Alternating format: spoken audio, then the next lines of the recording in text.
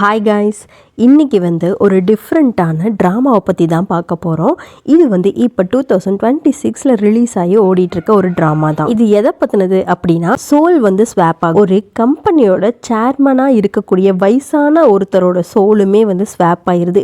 இதிலிருந்து ஹீரோ எப்படி வெளியே வந்தார் அப்படிங்கிறத ரொம்ப காமெடியாகவும் ஃபேண்டஸியாகவும் கொண்டு போன ஒரு கதை தான் இந்த ரீபார்ன் ரூக்கி. கதையோட ஆரம்பத்திலேயே ஒருத்தர் பார்த்தீங்கன்னா வேகமாக காரை ஓட்டிட்டு வந்துட்டு இருக்காரு. இவர் தான் ஜோஷியாங் அப்படிங்கிற ஒரு கம்பெனியோட சேர்மன் தான் அவரு. அப்படியே காரை விட்டு இறங்கி கெத்தா நடந்து வர வந்ததுமே பக்கத்துல ஒருத்தர் பேசுறா இல்லையா, இவன் தான் இவருக்கு ரைட் ஹேண்டு லெஃப்ட் ஹேண்டு எல்லாமே. சொல்ல போனா இவரோட கம்பெனியோட எக்ஸிக்யூட்டிவ் டைரக்டரே இந்த ஆளுதான்ப்பா. இங்க ஹீரோ காலையிலேயே எந்திரிச்சு ஜாகிங் போயிட்டு இருக்காரு. அப்படி அவர் வந்துட்டு இருக்கும் போதுதான் இந்த சேர்மனோட கார் கிராஸ் பண்ணி போறதை காட்டுறாங்க. பேசிக்கா ஹீரோ ஒரு சாக்கர் பிளேயர் தான். அதுல பயங்கரமான கோல் எல்லாம் அடிச்சு ஒரு மாதிரி கலக்குன்னு கலக்கிட்டு இருப்பாரு. அப்பதான் அவருக்கு ஒரு ஆஃபர் வருது. அது என்ன அப்படின்னா, இந்த சேர்மனோட கம்பெனி தான் ஹீரோ விலைக்கு வாங்குறாங்க. எதுக்கு அப்படின்னா, இந்த சூப்பர் லீக்கேஜ்ல பார்ட்டிசிபேட் பண்றதுக்காக இவரை இவங்க செலக்ட் பண்ணிருப்பாங்க. சொல்ல போனா இவருக்கு 500 மில்லியன் அமௌண்ட் கொடுத்து தான் வாங்கியிருப்பாங்க.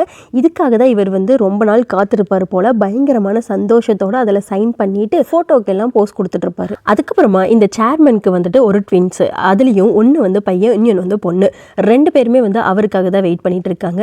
இவரும் ஷார்ப்பா சொன்ன டைமுக்கு வர ஒரு ஆளு தான். அவரும் கரெக்டான டைமுக்கு அன்னைக்கான மீட்டிங்கை நடத்திட்டு இருக்காரு. அப்படி அவர் ஆஃபீஸ்ல மீட்டிங் போயிட்டு இருக்கும்போது ஒருத்தர் தூங்கி வழியறத பாக்குறாரு. அட என்னையா நீ காலையிலேயே பிரிஸ்கா இல்லாம இப்படி தூங்கி வழிஞ்சிட்டு இருக்க, இப்படி இருந்த இந்த கம்பெனி எங்க போய் முன்னேற போகுது?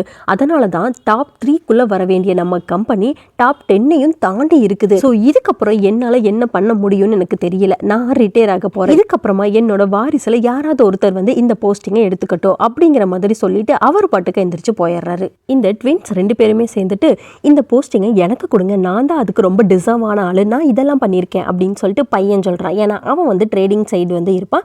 அதே மாதிரி இந்த பொண்ணு இல்லை நான் புது ப்ராஜெக்ட்லாம் நான் பண்ணியிருக்கேன், நீங்கள் எனக்கு தான்ப்பா இதை கொடுக்கணும் அப்படிங்கிற மாதிரி அந்த பொண்ணும் சொல்லிட்டு இருக்கா. இந்த சேர்மனோ இப்படி வாயில சொல்லிட்டு இருக்காம ரெண்டு பேரும் அதுக்கான ப்ரூஃபை காட்டுங்க அப்படிங்கிற மாதிரி சொல்லிட்டு அவர் பட்டுக்க போயிடுறாரு.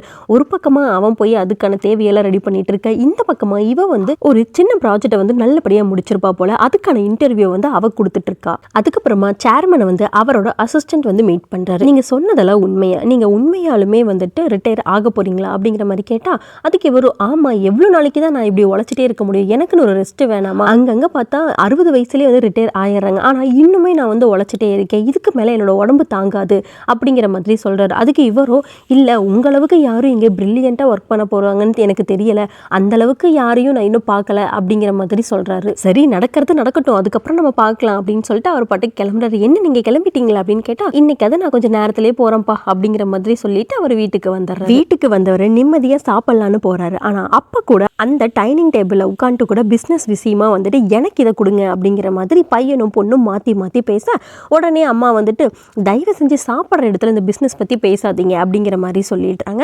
உடனே இவங்க ரெண்டு பேத்துக்கும் மூஞ்ச ஒரு மாதிரி ஆயிருது. கரெக்டா அப்போன்னு பார்த்தா அந்த லீ வராரு, அதாவது இவரோட அசிஸ்டன்ட் வராரு. உங்ககிட்ட கொஞ்சம் பேசணும் சார் அப்படிங்கிற மாதிரி கேட்டா, அதுக்கு இந்த சேர்மனும் கரெக்டா வந்தப்பா, நானுமே கொஞ்சம் ரிலாக்ஸா வெளியில ஒரு ரவுண்டு போயிட்டு வரணும்னு நினைச்சேன் அப்படிங்கிற மாதிரி சொல்லிட்டு அவர் கூட ஏறி போறாரு. இந்த சேர்மன் போனதுக்கு அப்புறம் தான் தெரியுது இவங்களோட ஒய்ஃப் இருக்காங்க இல்லையா, அவங்க ரெண்டாவது ஒய்ஃப் போல. அவங்க ஒரு பொண்ணுக்கு கால் பண்றாங்க. இந்த மாதிரி உன்னோட அண்ணாவும் அக்காவும் சரி, இந்த கம்பெனில அவங்க முதல்ல வரணும் அப்படின்னு சொல்லிட்டு ஆளுக்கு போட்டி போட்டுட்டு இருக்காங்க, நீ என்னதான் பண்ணிட்டு இருக்க அப்படிங்கிற மாதிரி சொல்றாங்க. அதுக்கு அந்த சைடு இருக்க பொண்ணும், எனக்கு அது தேவை கிடையாது, நான் ஏன் இதை பண்ணணும், சும்மா நீங்க சொல்றதுக்குலாம் ஆடணும்னு எதிர்பார்க்காதீங்கம்மா அப்படிங்கிற மாதிரி சொல்றாங்க. தான் நம்மளோட ஹீரோயின். இவங்க வேற ஊர்ல வேற ஒரு கம்பெனில வேலை பார்த்துட்டு இருக்காங்க. ஸோ இந்த அசிஸ்டன்ட் எதுக்காக சேர்மனை பார்க்கணும்னு சொல்லியிருப்பாரு அப்படின்னா, இவங்களோட பொண்ணும் பையனும் சேர்ந்துட்டு இவங்க நிறைய பணத்தை கொள்ளையடிச்சிருப்பாங்க. ஸோ அதை பத்தி இங்க இவர்கிட்ட சொல்லிட்டு இருப்பாங்க. ஆனாலும் அவர் இதுக்கான சாலிட் ப்ரூஃப் இருக்கா அப்படிங்கிற மாதிரி கேட்டிருப்பாரு. அதை நான் உங்களுக்கு நாளைக்கு ப்ரொவைட் பண்றேன் அப்படிங்கிற மாதிரி சொல்லுவாரு. சரி ஓகே அப்படிங்கிற மாதிரி பேசிட்டு இருப்பாரு. ஆனா இவங்களுக்கே தெரியாம அங்க ஒருத்தர் வேவு பார்த்துட்டு இருக்கான். அவன் வேற யாரும் கிடையாது, இந்த சேர்மனோட பையன் வச்சிருக்க ஒரு உளவாளி தான். அவன் இந்த நியூஸை பார்த்து சேர்மனோட பையனுக்கு இன்ஃபார்ம் பண்ண, அவனும் அங்க இருக்கிற கார்ல ஏறிடுறான். அப்புறம் தான் தெரியுது அந்த பொண்ணு ஆல்ரெடி அதுக்குள்ள இருக்கிறா. ரெண்டு பேருமே கூட்டு கலவானீங்க போல. இங்க சேர்மனோ இதுக்கு மேல நடக்க முடியாது, ஆல்ரெடி காலெல்லாம் வலிக்குது, பேசாம நம்ம கிளம்பலாம் அப்படிங்கிற மாதிரி அந்த அசிஸ்டன்ட் கிட்ட சொல்லிட்டு இருக்காப்ல. சேர்மனும் சரி அந்த அசிஸ்டன்ட்டும் சரி சரி வீட்டுக்கு போகலாம் அப்படின்னு சொல்லிட்டு கார்ல ஏறலன்னு பார்த்தா, அதுக்குள்ள அவங்களோட பொண்ணும் பையனும் அந்த காரை எடுத்துட்டு கிளம்பி இருப்பாங்க. ஏன்னா அவங்க டக்குன்னு எந்திரிச்சு எங்க போறதுன்னு தெரியாம இவங்களோட காரையே எடுத்துட்டு கிளம்பி இருப்பாங்க. அட கார் எங்கடா போச்சு அப்படிங்கிற அப்படிங்கிற மாதிரி தேடிட்டு இருக்கும்போது தான் அங்கேருந்து அந்த உளவாளி என்ன சொல்கிறேன் அப்படின்னா, இந்த மாதிரி அது கொஞ்சம் ரிப்பேராக இருந்த மாதிரி இருந்துச்சு, அதனால தான் அதை இப்போ நான் மெக்கானிக் ஷாப்புக்கு அனுப்பி வச்சிருக்கேன் அப்படிங்கிற மாதிரி சமாளிக்கிறான். ஆனாலும் சேர்மனுக்கு வந்து ஒரு டவுட் வருது. இந்த சைடு ஹீரோவோட பாட்டியை தான் காட்டுறாங்க. அவங்க தன்னோட பேரனை வந்து நியூஸில் பார்த்துட்டு, அவன் என்னோட பேரன் தான், அவன் தான் சாக்கர் பிளேயர், ஏ ஜாலி அப்படிங்கிற மாதிரி ஒரு மாதிரி மனநல பாதிக்கப்பட்ட மாதிரி இருக்காங்க. சொல்லப்போனால் அவங்களுக்கு வந்துட்டு மெமரி லாஸ் மாதிரி பெருசாக எதுவும் ஞாபகம் இருக்காது. அவங்களுக்கு ஞாபகம் இருக்கிற ஒரே விஷயம் வந்துட்டு தன்னோட பேரை வந்து சாக்கர் பிளேயர் அப்படிங்கிறது மட்டும்தான். அதே சமயம் வந்துட்டு அவங்க பேரனும் வந்துட்டு கால் பண்ணிடுறான். கால் பண்ணிட்டு, பாட்டி இதோட நம்மளோட கஷ்டம் எல்லாமே தீர்ந்துருச்சுன்னு நினச்சிக்கோங்க, நான் ஒரு வழியாக வந்துட்டு இந்த நேஷ்னலுக்காக நான் வந்து விளையாட போகிறேன், இதுக்கப்புறம் நமக்கு நல்ல காலம்தான் அப்படிங்கிற மாதிரி வீடியோ காலில் பேசிகிட்டே இருக்காங்க. இந்த பக்கம் பார்த்தா அந்த சேர்மனோட பொண்ணும் பையனும் இருக்காங்க இல்லையா, அவங்க 2 பேருமே வந்து காரில் வந்துட்டு அந்த காரில் இருக்கிற கேமராவில் ரெக்கார்ட் ஆனதை வந்து பார்க்குறாங்க. என்ன இதில் சவுண்டே வர மாட்டேங்குது, நம்மளை பற்றி என்னதான் இவங்க பேசியிருப்பாங்க அப்படிங்கிறத செக் பண்ணிகிட்டே வந்துட்டே இருக்காங்க. பாட்டி கூட சந்தோஷமாக வீடியோ கால் பேசிட்டு, உங்களுக்காக நான் கேக் வாங்கிட்டு வந்துட்டு இருக்கேன் பாட்டி, வீட்டில் வந்து நம்ம செலிப்ரேட் பண்ணலாம் அப்படிங்கிற மாதிரி பேசிகிட்டே வந்துட்டு இருக்காப்புல. இந்த சைடு இந்த சேர்மனோட பொண்ணும் பையனும் வந்துட்டு காரில் வேகமாக வந்தவங்க இந்த ஹீரோவை ஒரே அடியாக தூக்கி வீசிட்டு கண்டுக்காம கூட போயிடுறாங்க. இங்கே கீழே விழுந்தவருக்கு உயிர் இருக்குது, இருந்தாலும் அவருக்கு கதறிட்டு இருக்காரு, யாராவது என்னை காப்பாத்துங்க அப்படிங்கிற மாதிரி ரத்த வெள்ளத்தில் கதறிட்டு இருக்காரு. அப்புறம் தான் ஒரு சிலர் அங்கிருந்து பார்த்தவங்க கொண்டு போய் ஹாஸ்பிட்டலில் சேர்த்திருப்பாங்க. இவங்களுக்கு சொல்ல போனால் பெரிய சொந்தக்காரங்க அப்படின்னு சொல்லிட்டு யாரும் இல்லை, இருக்கிறது ஒரே ஒரு பாட்டி தான். அவங்களுக்குமே வந்துட்டு மெமரிஸ்னால பெருசாக சொல்லிக்கிற மாதிரி வேற யாரும் கிடையாது. நம்மளோட பொண்ணு பையனுக்குமே தெரியுது அவங்க வந்து ஆக்சிடென்ட் பண்ணிட்டாங்க அப்படின்னு சொல்லிட்டு. ஆனால் அந்த பையனை பற்றி கவலைப்படாமல் அவங்க என்ன பண்ணுறாங்க அப்படின்னா, அவங்க இதில் மாட்டிடக்கூடாது அப்படிங்கிறதுக்காக இந்த சேர்மனோட பையன் வந்துட்டு அவனோட ஆளுக்கிட்ட சொல்லி ஆக்சிடென்ட் ஆனதுக்கான தடமே இருக்கக்கூடாது அப்படிங்கிற மாதிரி சொல்கிறான். அந்த பொண்ணு மட்டும் என்ன சும்மாவா, அவன் என்ன பண்ணுறான்னா மாட்டிடவே கூடாது அப்படின்னு சொல்லிட்டு அங்கே சுற்றி இருந்த சிசிடிவி எல்லாத்தையுமே ரிமூவ் பண்ண சொல்கிறான். அந்த ரோட்டில் இருந்த பிளட்டையும் சரி, அங்கேருந்து அவனோட திங்ஸையும் சரி ஒட்டு மொத்தமாக தடமே இல்லாமல் அழிச்சிருங்க அப்படிங்கிற மாதிரி சொல்லி அதையுமே அவங்க வந்து க்ளீன் பண்ணிடுறாங்க. அடுத்த நாள் இந்த சேர்மன் வந்து அந்த காரில் ஏறலான்னு சொல்லிட்டு போகிறாரு. உள்ளே போனவருக்கு ஒரு மாதிரி வியர்டாக ஃபீல் ஆகுது. என்ன ஏதோ ஒன்று குறையுதே அப்படிங்கிற மாதிரி பார்க்குறாரு. பார்த்தா முன்னாடி இருந்து அந்த ஃபுட்டேஜை வந்து காணோம்.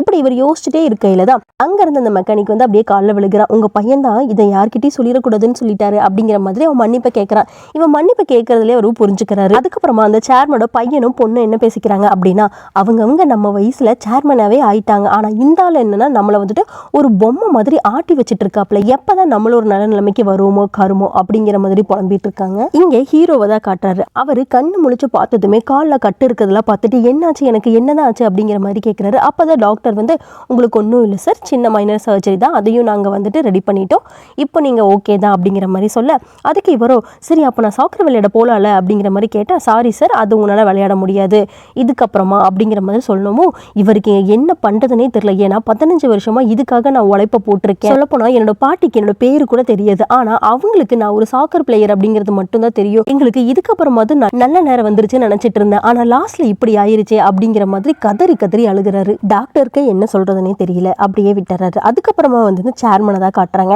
சேர்மன் கிட்ட அவரோட அசிஸ்டன்ட் வந்து பிள்ளைங்க 2 பேருமே வந்துட்டு ஊழல் பண்றதை வந்துட்டு டாக்குமெண்டோட சப்மிட் பண்றாரு. இந்த மாதிரி இவ்வளோ ஷார்ட்டேஜ் ஆகுது, அதுவும் கொஞ்சம் நெஞ்சம் கிடையாது, நம்ம நினைக்க முடியாத அளவுக்கு அவங்க வந்துட்டு ஊழல் பண்ணியிருக்காங்க அப்படிங்கிற மாதிரி சொன்னா, அதுக்கு சேர்மன் என்ன சொல்றாருன்னா, சரி ஓகே இதை இப்படியே விட்டுருங்க அப்படிங்கிற மாதிரி சொல்றாங்க. சார் நீங்க நினைக்கிற மாதிரி இது சின்ன அமௌண்ட் கிடையாது சார், நம்ம கம்பெனிக்குன்னு சொல்லி நிறைய வாங்கி அது அவங்க பயங்கரமா அவங்களோட ஓன் யூஸ்க்காக யூஸ் பண்ணிட்டு இருக்காங்க அப்படிங்கிற மாதிரி சொன்னா, அதுக்கு இவரும் வேற என்ன பண்றது, ஏதாவது பண்ணி தானே தொலையணும், நீங்க விட்டுருங்க அப்படிங்கிற மாதிரி சொல்லிட்டு அதுக்கப்புறமா ஒரு ரூம்குள்ள போறாங்க. அந்த ரூம்குள்ள சுத்தி முத்தி பார்த்தா ஃபுல்லாவே பணம் நகை டாக்குமெண்ட்னு சொல்லி எக்கச்சக்கமா இருக்கு. அதுல இருந்து ஒரு டாக்குமெண்ட் எடுத்து கொடுத்து இதை நீங்க வித்து இதுக்கான காம்பன்சேட்டா வந்துட்டு ரெடி பண்ணிருங்க அப்படிங்கிற மாதிரி சொல்லி விடுறாரு. இங்க ஹீரோ வந்துட்டு ஹாஸ்பிட்டல்ல கொஞ்சம் கொஞ்சமா ரெக்கவரி ஆக ட்ரை பண்றாரு. ஏன்னா அவருக்குன்னு சொல்லிக்கிறதுக்கு வேற யாருமே கிடையாது, தன்னை தானே வந்துட்டு ரெடி பண்ணிக்கிட்டாதான் உண்டு அப்படிங்கிற மாதிரி சொல்லிட்டு அப்படியே மெதுவா கொஞ்சம் கொஞ்சமா நடக்க ஆரம்பிக்கிறார். அப்படி அந்த கம்பியை பிடிச்சி நடங்க அப்படிங்கிற மாதிரி சொல்லும் போது அவர் இல்ல என்னால முடியும்னு சொல்லிட்டு அவர் பாட்டுக்கு நடந்து கீழே வேற விழுந்துடுறாரு. அங்க கட் பண்ணா அப்படியே சேர்மன் வந்து ஒரு இடத்துல உட்காந்து சாப்பிட்டுட்டு இருக்காரு. பக்கத்துல வந்து அவரோட அசிஸ்டன்ட்டும் இருக்காங்க. அப்போ அவர் என்ன சொல்றாரு அப்படின்னா, என்ன மாதிரி ரிட்டையரே ஆகாம ஒர்க் பண்ணிட்டுலாம் இருக்காத, முடிஞ்ச அளவுக்கு நீ ரிட்டையர் ஆயிரு அப்படிங்கிற மாதிரி சொல்றாரு. அதுக்கு அந்த அசிஸ்டன்ட் வந்து, சார் நீங்க இருக்கிற வரைக்கும் தான் நான் இங்க இருப்பேன், நீங்க போன அடுத்த செகண்ட் நான் இந்த இடத்த விட்டு கிளம்பிட்டே இருப்பேன் அப்படிங்கிற மாதிரி சொல்லுவாரு. அதே சமயம் வந்துட்டு ஹீரோவை தான் கட்டுறாங்க. அவர் நல்லா தூங்கிட்டு இருக்காரு. அப்படி தூங்கிட்டு இருக்கும்போது அவருக்கு வந்து ஆக்சிடென்ட் ஆன அந்த சமயம் வந்து ஞாபகம் வருது. அதுல அதில் அந்த கார் இருக்கு இல்லையா, அதில் ஒரு சில நம்பர் மட்டும் ஞாபகம் வருது. ஞாபகம் வந்ததை மட்டும் வச்சுட்டு அவர் என்ன பண்ணுறாரு அப்படின்னா, அப்படியே போலீஸ் ஸ்டேஷனுக்கு போய் அதை இன்ஃபார்ம் பண்ணுறாரு. இந்த மாதிரி எனக்கு ஆக்சிடென்ட் ஆச்சு, அந்த காரில் வந்துட்டு இந்த மாதிரி சில நம்பர் இருந்துச்சு, ஸோ இதை மட்டும் நீங்கள் கண்டுபிடிச்சி கொடுக்க முடியுமான்னு கேட்டால், அதுக்கு அந்த போலீஸ் என்ன சொல்லிடுறாங்கன்னா, இங்கே இந்த மாதிரி சாலிட் ப்ரூஃப் இல்லாமல் எங்களால் எந்த ஆக்ஷனும் எடுக்க முடியாது, ஸோ உங்களால் முடிஞ்ச ஒரு சிசிடிவி கேமரா இல்லைனா வேறு ஏதாவது அடையாளம் இருந்தால் நீங்கள் சொல்லுங்கள் அப்படிங்கிற மாதிரி கேட்டு அனுப்பி விட்டுறாங்க. இங்கே ஹீரோக்கு பணம் கொடுத்து விளையாட வைக்கலான்னு சொல்லிட்டு செலக்ட் பண்ணியிருப்பாங்க இல்லையா ஒரு கம்பெனி, அந்த கம்பெனி என்ன பண்ணுது அப்படின்னா, ஹீரோ விளையாடலை அப்படின்னு ரீசனுக்காக அவங்க பெனால்ட்டி போடுறாங்க. ஆனால் இவர் எவ்வளவோ போய் சொல்ல ட்ரை பண்ணுறாரு, இந்த மாதிரி எனக்கு உடல்நிலை சரியானதுக்கு அப்புறமா நான் வந்து விளையாடுவேன், அதுக்கப்புறமா உங்களோட தான் நான் திருப்பி கொடுத்துருவேன் அப்படிங்கிற மாதிரி சொன்னால், அதெல்லாம் முடியாது சார், உங்களோட ஹாஸ்பிட்டல் செலவு வரைக்கும் நாங்கள் பார்த்துட்டோம், மீதி இருக்கிறத பெனால்ட்டியை நீங்கள் பே பண்ணி தான் ஆகணும் அப்படிங்கிற மாதிரி சொல்ல, இவர் என்னதான் அழுது புலம்புனாலும் அவனுங்க வந்துட்டு கொஞ்சம் கூட கண்டுக்கிற மாதிரி இல்லை. ரொம்ப கடுப்பானவர் அப்படியே வெளியே வராரு. வெளியே வந்து அப்படியே தடுமாறி கீழே விழுந்துடுறாரு. கீழே விழுந்ததுக்கு அப்புறமாவும் ரொம்ப கஷ்டப்படுறாரு. அப்போ தான் அவங்களோட ஆன்ட்டி கிட்ட இருந்து ஃபோன் வருது.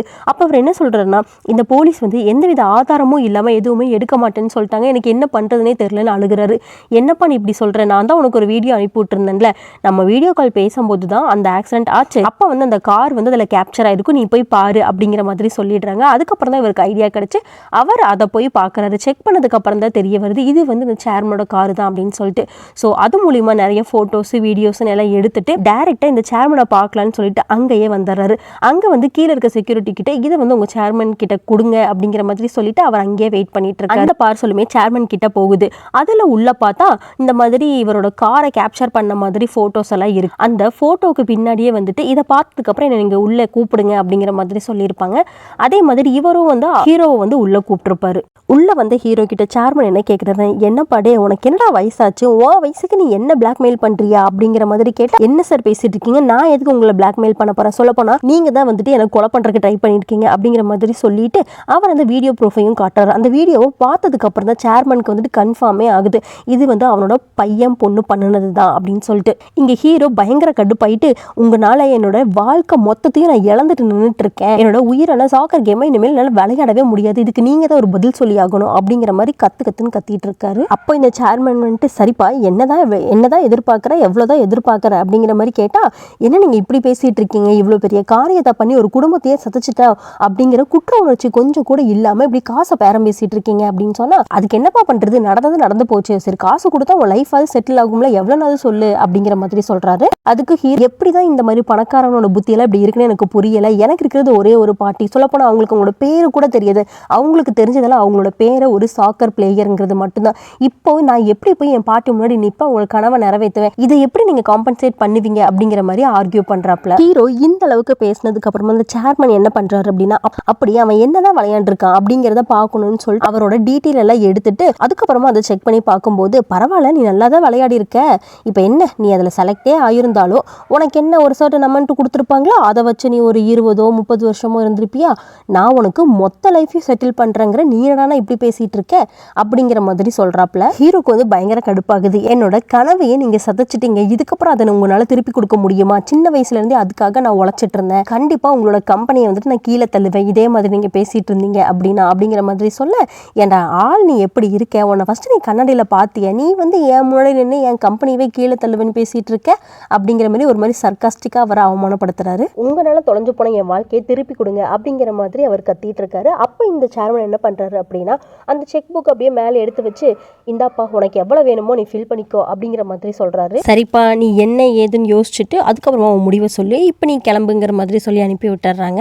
அப்படி இவர் வெளியே வந்து லிஃப்ட்டில் ஏறும்போது பார்த்தீங்கன்னா அவனோட பொண்ணு பையனும் வந்திருப்பாங்க. அவங்க மேலே லைட்டாக இழிச்சிட்டு இவர் சாரின்னு சொல்லுவார். ஆனால் அவங்களுக்கு அப்போ வந்து ரெகனைஸ் பண்ண முடியல. அதுக்கப்புறமா இவர் கீழே போனதுக்கப்புறமா இவங்களோட ஆன்ட்டி கிட்ட இருந்து வீடியோ கால் வந்திருக்கும். அதில் அவங்க பாட்டி வந்து பேசுவாங்க, இந்த மாதிரி எனக்கு எல்லாமே ஞாபகம் இருக்குங்க பாத்தியா அப்படின்னு சொல்லிட்டு, என்னோட பேரை வந்துட்டு ஒரு பெரிய சாக்கர் பிளேயர், அவனோட பேர் வந்து ஜியோன், அவனோட ஜெர்சி நம்பர் வந்து 77, இந்த மாதிரிலாம் சொல்லியிருப்பாங்க. இதையெல்லாம் பார்த்த ஹீரோக்கு வந்துட்டு அழுக தாங்கல. அவர் என்ன பண்றாரு அப்படின்னா, அப்படியே வந்துட்டு போனை வந்து கட் பண்ணிடுறாரு, நான் அப்புறமா கூப்பிடுறேன்னு சொல்லிட்டு அப்படியே தேம்பி அழுவார். உங்களுக்கு பண்ணி கொடுத்த சத்தியத்தை என்னால் இப்போ பண்ண முடியாது, என்ன மன்னிச்சிருங்க பாட்டி அப்படிங்கிற மாதிரி சொல்லிட்டு கதறிட்டு இருப்பாரு. அப்போதான் ஒரு அனௌன்ஸ்மெண்ட் வரும், இந்த மாதிரி உங்க எல்லாத்துக்கும் சேர்மன் கூட மீட்டிங் இருக்குங்கிற மாதிரி அனௌன்ஸ் பண்ணுவாங்க. அப்போ ஹீரோக்கு வந்து வெறியாகுது. அவர் அந்த செக்ல வந்துட்டு ஏதோ எழுதிட்டு அவரும் எந்திரிச்சு கிளம்புறாரு. அதே சமயம் இந்த சேர்மன் என்ன பண்றாரு அப்படின்னா, அவரோட பொண்ணு பையனை கூப்பிட்டு இந்த போட்டோஸ் ஃபோட்டோஸ் எல்லாம் காட்டி இதுக்கப்புறமா உங்க 2 பேத்துக்கு சேர்மன் ஆகிறதுக்கும் தகுதி இல்லை, ஏன் பிரசிடென்ட்டாக இருக்கிறது கூட தகுதி இல்லை, இப்பவே போய் உங்களை பதவியை விட்டு நான் தூக்குறேன் அப்படிங்கிற மாதிரி சொல்லிட்டு இந்த சேர்மன் அப்படியே முன்னாடி நகர்ந்து போறாரு. அப்பதான் இவங்க 2 பேத்துக்கும் ஞாபகம் வருது, தோ இது கொஞ்ச நேரத்துக்கு முன்னாடி வந்துட்டு போனானே அவன் பண்ண வேலை தான் இதுன்னு நினைக்கிறேன் அப்படிங்கிற மாதிரி யோசிச்சுட்டு அவங்க பட்டுக்கு அப்படியே பின்னாடியே வராங்க. இந்த பக்கமா ஹீரோ வந்துட்டு இந்த சேர்மனை பார்த்து பேசியே ஆகும்னு சொல்லிட்டு ஸ்டெப்ஸில் நடந்து வந்துட்டு இருக்காப்புல. சேர்மனும் முன்னாடி மீட்டிங்காக போயிட்டு இருக்காரு. பின்னாடியே வந்துட்டு அவரோட பையன் இருக்காளையா, அவன் வந்து அப்பா ஒரு நிமிஷம் நில்லுங்க அப்படிங்கிற மாதிரி சொல்லிட்டு ஓடி வந்து அவரோட காலு பிடிக்க அப்படியே அவர் ஸ்லிப் ஆகி விழுக போறாரு. விழுகிறவர் அப்படியே ஹீரோவோட மண்டையோட போய் ஒரே இடி, 2 பேர் தலையும் அப்படியே முட்டிக்குது. அப்படியே அங்க பிளாக் அவுட் ஆகுது. கண்ணை முழிச்சா அப்படியே யங்கார் தெரியுற ஒரு கை காலு. இங்கதான் அந்த மேஜிக்கே நடக்குது. சேர்மனோட சோல் வந்துட்டு ஹீரோவோட உடம்புக்கு வருது. என்னடா இது, நம்ம இவ்வளவு யங்கா இருக்கும் அப்படின்னு சொல்லிட்டு அங்க இருந்த கண்ணாடி போய் பார்த்தா, ஐயோ இந்த பையன் உடம்புல நான் என்ன பண்றேன் அப்படிங்கிற மாதிரி கத்திட்டு இருப்பாரு. அப்பதான் அந்த டாக்டர் வந்து, ஜியோன் அங்க என்ன பண்ணிட்டு இருக்கீங்க அப்படிங்கிற மாதிரி கூப்பிடுறாங்க. அந்த டாக்டர் கிட்ட போய் இப்ப என்னன்னு சொல்லி கூப்பிட்டீங்க அப்படிங்கிற மாதிரி கேட்ட, ஜியோன் கூப்பிட்டேன், அதுதானே உங்க பேரு அப்படிங்கிற மாதிரி சொன்னா, ஐயோ இல்ல என்னோட பாடி எங்க அப்படிங்கிற மாதிரி கேட்கிறாரு. அப்பதான் டாக்டர் வந்துட்டு, உங்களுக்கு ஓகே தானே, இல்ல விசித்திரமா ஏதாவது தோணுதா அப்படிங்கிற மாதிரி கேட்டா, இல்ல டாக்டர் நான் சொல்றதே உங்களுக்கு புரிய மாட்டேங்குது, இது என்னோட பாடி கிடையாது, என்னோட பாடி எங்க அப்படின்னு கேட்கும் போது டாக்டருக்கே குழப்பமாகுது. இவருக்கு ஏதோ பிரெயின்ல கோளாறு போல, இவரை டெஸ்ட் பண்ணணும் அப்படிங்கிற மாதிரி சொல்ல, அட போங்கடா அந்த பக்கம், உங்களுக்குலாம் சொன்னாலும் புரியாது அப்படிங்கிற மாதிரி சொல்லிட்டு அவர் அந்த இடத்த விட்டு அப்படியே ஓடி வந்துட்டு இருக்காரு. இந்த பக்கமா பார்த்தா சேர்மனை வந்துட்டு ட்ரீட்மெண்ட்காக படுக்க வச்சிருக்காங்க. அப்போ வெளியில வந்துட்டு அவங்க ஒய்ஃப் என்ன கேட்கறாங்க அப்படின்னா, இந்த மாதிரி சேர்மன் வந்து சீக்கிரமா குணமாகணும், ஏன்னா அவர் தான் வந்துட்டு இந்த கம்பெனியை எடுத்து நடத்துவாரு அப்படிங்கிற மாதிரி சொன்னா, அதுக்கு அந்த கூட இருந்த அவரோட பொண்ணு என்ன சொல்றாருன்னா, இப்படி இவர் படுத்த படுக்கையா கிடக்கிறது கூட உங்களுக்கு பிரச்சனை இல்லை, இந்த கம்பெனியை யார் நடத்த போறாங்கிறத உங்களுக்கு பிரச்சனையா அப்படிங்கிற மாதிரி கேட்கறாங்க. அப்பதான் அந்த சேர்மனோட அசிஸ்டன்ட் வந்து என்ன சொல்லுவார் அப்படின்னா, இங்க பாருங்க யார் எதுக்கும் பேசிக்க வேண்டாம், சேர்மன் வந்து கூடிய சீக்கிரத்துல வந்து ரெக்கவரி ஆயிருவாரு அப்படிங்கிற மாதிரி சொல்றாங்க.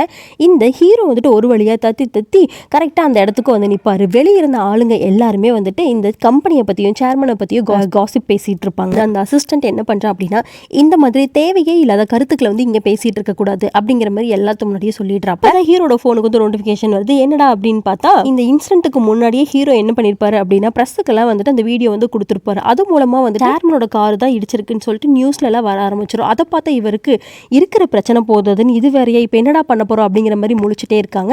அப்ப கரெக்டா இந்த சேர்மனோட பொண்ணும் பையனும் வந்து வெளியே வர அவங்க பிரஸ் கிட்ட பேசுறாங்க. அப்ப அவங்க என்ன கேட்கறாங்க அப்படின்னா, இந்த மாதிரி இந்த விஷயம் உங்களுக்கு தெரியுமான்னு கேட்டா, ஆமா எங்களுக்கு தெரியும், ஆல்ரெடி எங்க அப்பா வந்து இதை சொல்லியிருக்காரு, அவரு தான் வந்து இந்த தப்பையும் பண்ணாரு அப்படிங்கிற மாதிரி சொல்ல, இங்க ஹீரோ உடம்புல இருக்க அந்த சேர்மனுக்கு பயங்கரமா கோவம் வருது. ஏண்டா பண்றதெல்லாம் நீங்க பண்ணிட்டு பழிய தூக்கி மேல போடுறீங்களா, சும்மாவே விட மாட்டேன்டா அப்படின்னு சொல்லிட்டு ஒரே கத்திட்டு அப்படியே ஓடி வந்து சேர்மனோட பாடி கிட்ட வந்து போறாரு.